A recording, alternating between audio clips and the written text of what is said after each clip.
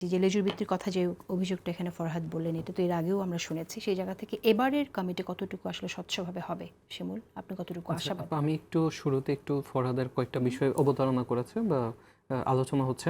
আপনার ধরেন ফরহাদ ওই যে বিভিন্ন সরকারি সংস্থাগুলোতে ব্যালেন্সের কথা বললো, চেক অ্যান্ড ব্যালেন্স নিশ্চিত করে। এখন চেক অ্যান্ড ব্যালেন্স বলতে এই যে ধরেন সরকারি কর্ম কমিশনের যে নিয়োগের যে প্রস্তাবনা, এখানে আপনার হচ্ছে ঐকমত্য কমিশনের যেটা প্রস্তাব, সেটা হচ্ছে 7 সদস্যের বোর্ডে সরকারি দল থাকবে 2 জন আর বিরোধী দল থেকে থাকবে 5 জন। আপনার সেই জায়গায় বিএনপি বলেছে 2:2 অথবা 3:3। এখানে বিএনপি হচ্ছে নোট অফ ডিসেন্ট দিয়েছে। দুর্নীতি দমন কমিশনের নিয়োগ, সেখানে 7 সদস্যের বোর্ডে সরকারি দল থেকে 1 জন, 3 জন বিরোধী দল থেকে আর 3 জন নিরপেক্ষ থেকে। আপনার বিএনপি এখানে বলেছে 2:2 অথবা 3:3।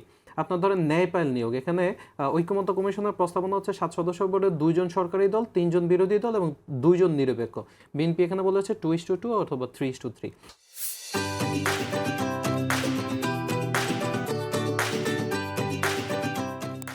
তো এখানে আপনি দেখবেন যে পুরো বিষয়টাই আসলে বিএনপি হচ্ছে সবচেয়ে ব্যালেন্স প্রস্তাবটা করেছে।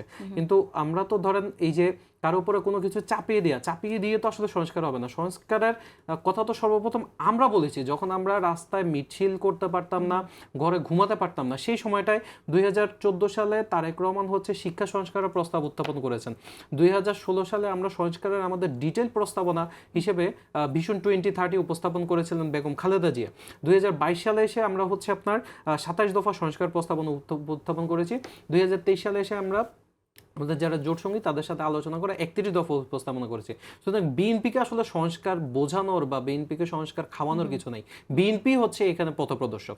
এখন বিষয় হচ্ছে আপনার এখানে ফরহাদ যে বিষয়টা বলেছেন যে ছাত্রদলের, আপনি ছাত্রদলের আগামীর কমিটি সম্পর্কে জানতে চেয়েছেন, বা এখানে হচ্ছে আপনার ওই যে নির্বাচনের আগে আপনার ছাত্র শিবির কর্তৃক বা তাদের বিভিন্ন হচ্ছে যারা এখন ছাত্র সংসদগুলোতে আছে তাদের দ্বারা যে লেজুর বৃত্তি, এখন আপনি ধরেন আমি যখন একটা বিএনপির প্রোগ্রামে যাই সেটা লেজুর বৃত্তি হয়ে যাবে, আর সাদিক কায়েম যখন গিয়ে আপনার হচ্ছে জামাতের পক্ষে ভোট চাইবে সেটা হবে হচ্ছে আপনার স্বতন্ত্র রাজনীতি।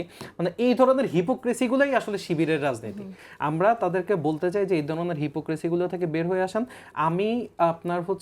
আমি বিএনপি সরাসরি অঙ্গ সংগঠন না, আমরা কিন্তু সহযোগী সংগঠন।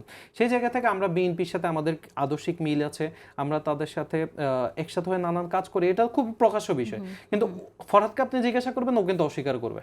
তো এইটাই মানে এই ধরনের একটা মানে জামাতে ইসলাম হচ্ছে ইসলামের নাম নিয়ে রাজনীতি করে, শিবির ইসলামের রাজনীতি নিয়ে রাজনীতি করে। আমরা তাদেরকে আহ্বান জানাতে চাই যে ভাই আপনি আমার ভাই, আমরা চাই যে 5ই আগস্ট পরবর্তী রাজনীতি সুস্থ স্বাভাবিক ধারায় চলুক। এই যে দ্বিচারিতার রাজনীতি, মুনাফিকের রাজনীতি, এই ধরনের বিষয়গুলোতে আপনারা দয়া করে বের হয়ে আসেন। আপনার আগামীতে ছাত্রদলের যে কমিটি হবে আমরা অবশ্যই প্রত্যাশা করি যে সেখানে গণমানুষের যে প্রত্যাশা, একটি বৃহৎ ছাত্র সংগঠন হিসেবে ছাত্র সমাজের যে প্রত্যাশা, সেই অনুযায়ী একটি কমিটি হবে, সেটা আমরা সকলেই প্রত্যাশা করি। তবে আমাদেরকে মনে রাখতে হবে যে কোনো বিষয়ই আসলে হঠাৎ করে হয়ে যায় না, প্রত্যেকটি বিষয়ের কিন্তু একটি ধারাবাহিকতা আছে, ধাপ আছে। আর আরেকটি বিষয় আমি এখানে ফরহাদ অবতারণা করেছে সে বিষয়টির আমি জবাব দিতে চাই বা আমার ব্যাখ্যাটি দিতে চাই। সেটা হচ্ছে যে সরকারের আপনি যদি দেখেন যে আমাদের এখানে বহুদিন ধরে একটা আলোচনা আছে যে বিভিন্ন দল নির্বাচনের আগে বিভিন্ন ধরনের ইশতেহার দেয়, কিন্তু এগুলো আসলে দেওয়ার জন্য দেয় কিন্তু বাস্তবায়ন করে না। কিন্তু আপনি যদি দেখেন আমাদের হচ্ছে এই সরকারের বয়স হচ্ছে 2 মাসের মতো। আমাদের ইশতেহারের 13 নম্বর পৃষ্ঠায় আমরা কৃষি ঋণ যাদের হচ্ছে 10,000 টাকা পর্যন্ত কৃষি ঋণ আছে এটা আমরা মওকুফ করে দেওয়ার কথা বলেছি। আমরা কিন্তু অলরেডি সম্ভবত 12 লক্ষ কৃষকের প্রায় 1,500 কোটি টাকা কৃষি ঋণ আমরা কিন্তু মওকুফ করে দিয়েছি। এর আগে আরেকবার এটি হয়েছিল, বেগম খালেদা জিয়া 5,000 টাকা পর্যন্ত কৃষি ঋণ মওকুফ করে দিয়েছিলেন।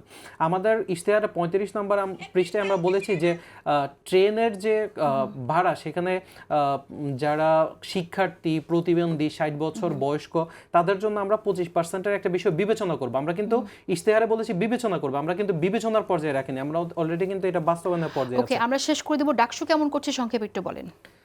ডাকসু এক কথা যদি বলি তাহলে হচ্ছে লেজবৃত্তি করছে, জামাতের এজেন্ডা বাস্তবায়ন করছে, আপনার মব করে বেড়াচ্ছে, আমরা তাদেরকে আহ্বান জানাই। এখানে ফরহাদ যে কথা বলেছে যে ছাত্রদল বিভিন্ন ছাত্র সংসদ নির্বাচনগুলোতে হারার যে বিষয়টা, আমরা তো দীর্ঘদিন পর্যন্ত ক্যাম্পাসগুলোতে ভাই দাঁড়াতেই পারিনি, স্টুডেন্টদের সাথে আমাদের কোনো ধরনের এঙ্গেজমেন্ট ছিল না। তো এখানে ছাত্রদল ক্যাম্পাসে গেছে, আগামী দিনে এই যে ছাত্র সংসদগুলোর ইতিমধ্যে নির্বাচনের কথা তারা বলছেন, এই সংসদগুলো নিয়ে নানান প্রশ্ন আছে। ডাকসুর ব্যাপারে আপনারা দেখেছেন যে আপনার নীলক্ষেতের বিপি বলে অনেকে ডাকে, আমি এভাবে বলতে চাই না, কিন্তু নীলক্ষেতে যে তারা প্রথমে নীলক্ষেতে যে ব্যালট ছাপা হয়েছে এই বিষয়টি তারা প্রথমে তো অস্বীকার করে গেছে, কিন্তু পরবর্তীতে কিন্তু প্রমাণ হয়েছে যে নীলক্ষেতে আসলে ব্যালট পেপার ছাপা হয়েছে। যাই হোক, তারপরে আমরা তাদেরকে অ্যাপ্রিসিয়েট করি। আগামীতে ছাত্রদল এখন ক্যাম্পাসে যেতে পারছে, আগামীতে যে নির্বাচন আমরাও চাই ছাত্র সংসদগুলো ধারাবাহিকভাবে হোক। আগামী দিনে ছাত্রদল যখন ক্যাম্পাসে অবস্থান নেবে, স্টুডেন্টদের সাথে এঙ্গেজমেন্ট বাড়বে, এই বিষয়গুলো তো তারা দীর্ঘদিন পর্যন্ত হলে থেকে ছাত্রলীগের ছায়াতলে থেকে করার সুযোগ পেয়েছে, আমরা পাইনি। তা আমরা যখন এখন যাচ্ছি, সামনে ছাত্র সংসদের আরো নির্বাচন হবে, সেই বিষয়গুলো সেখানে ভালো ফলাফলের বিষয়ে আমরা আশা